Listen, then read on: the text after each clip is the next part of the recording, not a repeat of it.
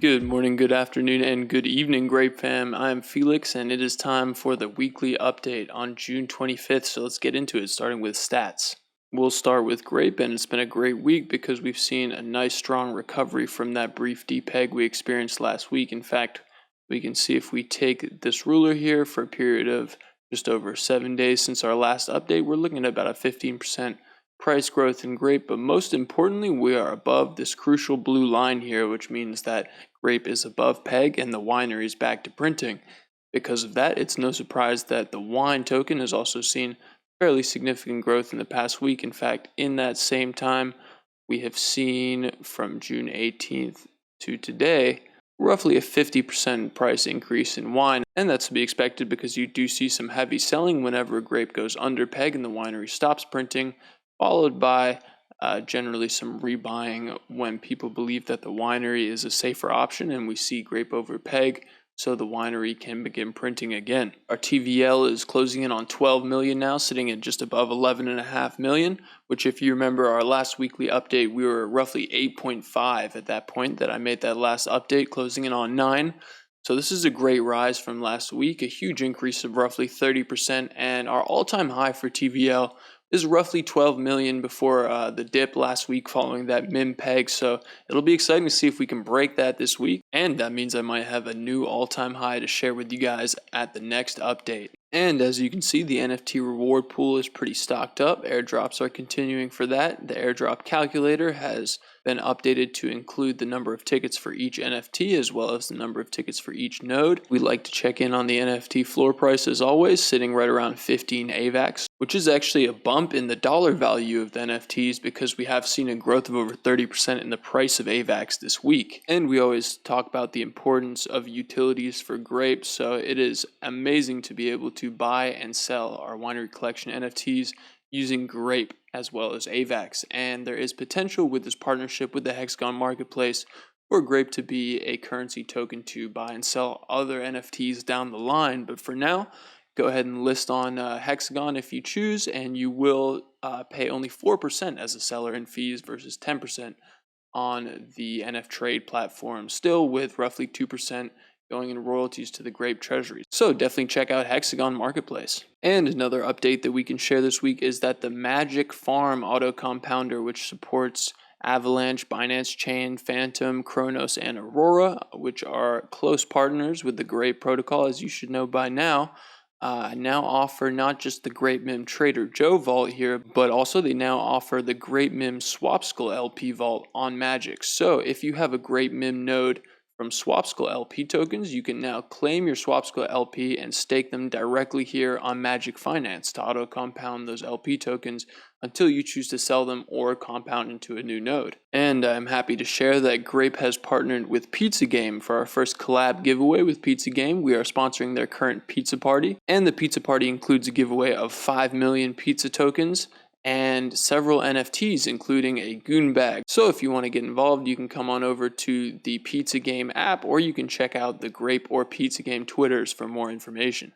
And a quick quality of life update on the dashboard is that the dashboard now shows the price of both grape and wine up top, as well as your total value staked in each option. So you can see I have my current amount of nodes in the node section, I have the amount of wine I staked in the winery section, and it also gives you the dollar value for each of those tokens. And I'm excited to share some more alpha about our upcoming lending and borrowing program. As you guys know, this has been in the works for a long time, and a big part of that is that security is paramount with this kind of program. And it's really crucial that as we roll out lending and borrowing, we do not create an opportunity for people to short the Grape token, right?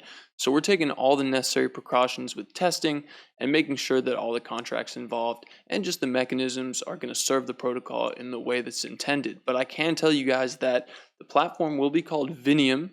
It'll accept obviously grape and wine, but you'll also be able to lend and borrow Bitcoin, Ethereum, Avalanche, USDC, and DAI.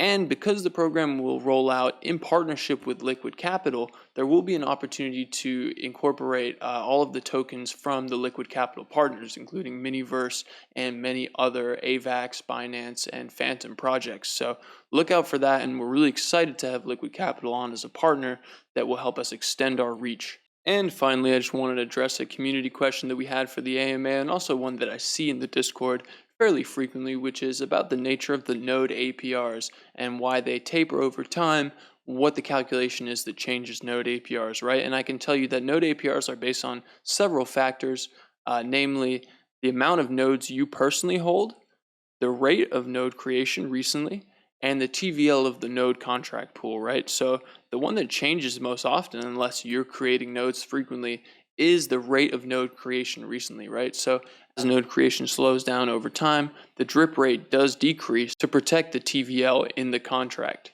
and help the sustainability of the nodes themselves. It's important to understand that most protocols which have never tapered their drip rate have seen a horrible depreciation of their token price, right? So in this case, we want to make sure that the nodes we're offering complement the other aspects of Grape Finance. We want to make sure that our nodes don't drive the Grape token under the MIM peg. The important thing to understand here is that the shrinking drip rate of the nodes is crucial to help the survival of the nodes while also keeping the prices of the tokens healthy, right?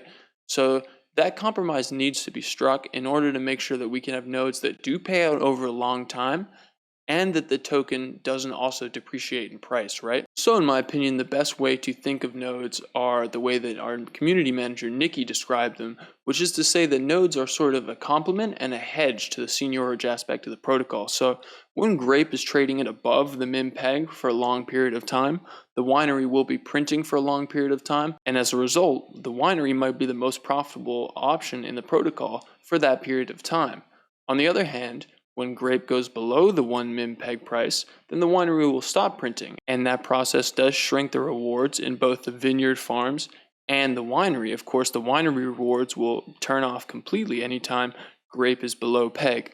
So buying nodes in the Grape protocol is a way to kind of hedge your rewards, make sure that you have rewards coming in consistently regardless of peg price. Again, we want to make sure that people understand all of the options in the protocol before they invest, and we want to reassure you guys that there's reasons that each feature in the protocol is coded the way it is, right? So nodes have continued to be a great long-term option for people who have faith in the protocol, and it's important to understand that even though the APR percentage might not be the highest on any given day, that consistency is a really valuable asset. Okay guys, that's going to wrap it up for this week. I want to congratulate Snorky Pie for becoming a Grape OG, and I also want to say to anybody going to the Swapsicle event this week in London, I hope you have a fantastic time at the Ministry of Sound. It's awesome to know that we'll have some of the Grape community represented in person at that event. So till next week,